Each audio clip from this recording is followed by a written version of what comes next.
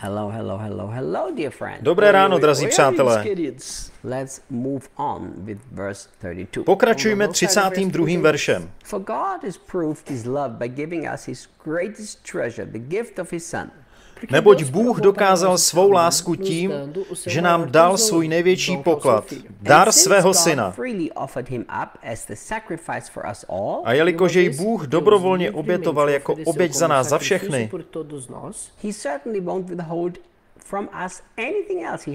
zajisté nám neodepře cokoliv dalšího, co nám může dát.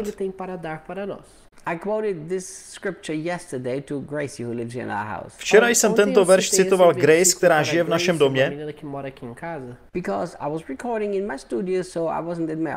protože jsem nahrával ve svém studiu a nebyl jsem ve své kanceláři. Celý den.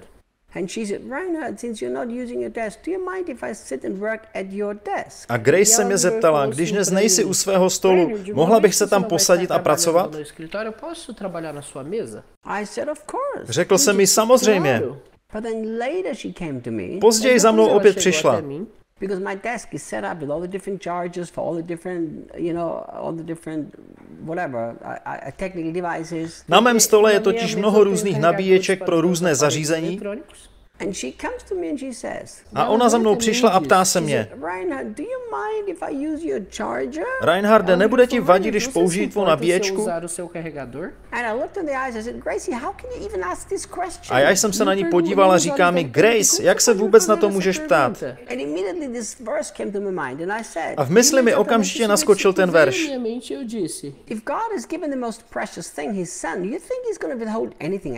Pokud nám Bůh dal tu nejcennější věc, svého syna, myslíš, že nám odepře cokoliv jiného? Dal nám tu největší a nejlepší věc.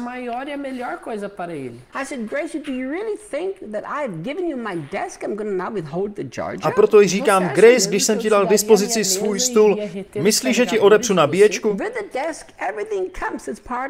Máš k dispozici všechno, co je součástí stolu.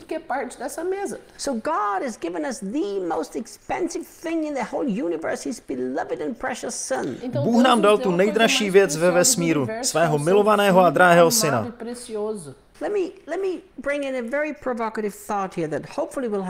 Podělím se s vámi o jednu provokativní myšlenku a snad vám to pomůže. Co jste museli pro Boha udělat, aby vám dal svého syna? Museli jste k němu volat, hledat jej, tlouct, prosit. Museli jste jej naléhavě žádat, přesvědčovat jej. Samozřejmě, že ne. Bůh se dobrovolně rozhodl dát vám svého syna Ježíše. A podívejte se, co Pavel říká. Pavel říká, a je to zásadní výrok. A jelikož jej Bůh dobrovolně obětoval jako oběť za nás za všechny, zajisté nám neodepře cokoliv dalšího, co nám může dát.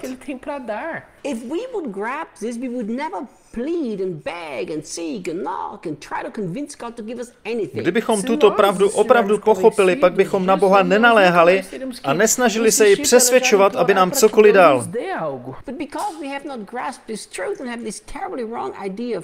Ale jelikož jsme ji nepochopili a naše představa o Bohu je značně zkreslená, přistupujeme k němu takto. A Bůh mi dal Ježíše, takže nemusím jít do pekla, to stačí. Ale o všechno ostatní musím prosit a žádat, prosit a žádat.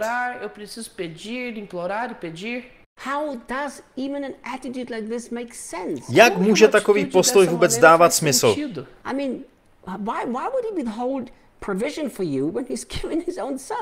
Proč by vám odepřel zaopatření, když zabil svého vlastního syna?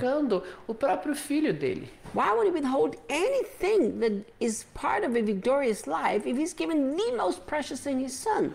Proč by vám odepřel cokoliv, co je součástí vítězného života, když nám dal tu nejvzácnější věc, svého syna?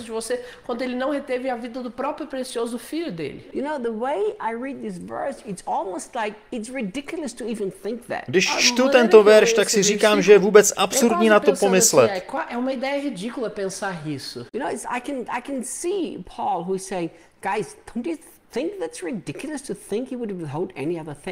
Vidím Pavla, jak říká, přátelé, nemyslíte si, že je absurdní, že by nám odepřel jakoukoliv další věc?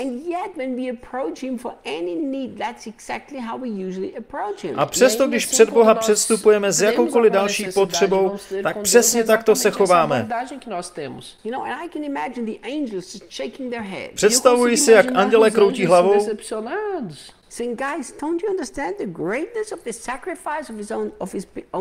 A říkají si lidi, co pak nechápete význam a velikost v oběti jeho jediného syna? Co pak nechápete, co to znamenalo a že jí to stálo vše? Ty ostatní věci se s tím nedají srovnat. Vše, co potřebujete pro plodný, prosperující, vítězný a úspěšný život, je vaše. It's almost like it would make God ridiculous if he would withhold for you the little things but give you the big things. Bůh by se choval bizarně, kdyby nám dal tu největší věc a odpíral nám ty malé. My se však chováme takto. Věříme na spasení, ale u ostatních věcí musíme Boha přesvědčovat. Přátelé, změňme tento postoj. Meditujte nad tímto veršem, nechte ho explodovat ve vašem srdci.